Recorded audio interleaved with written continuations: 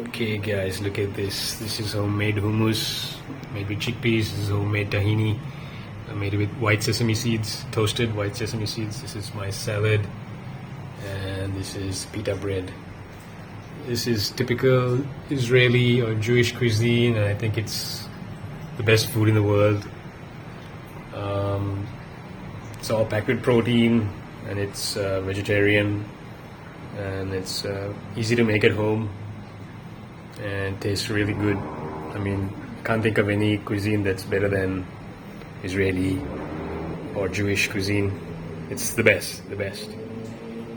I'll put the recipes that I used from Grok on how to make this in the description, and you can check it out. I really can't get enough of this food. It's the best. And who knows, maybe I'll try it in Israel one day.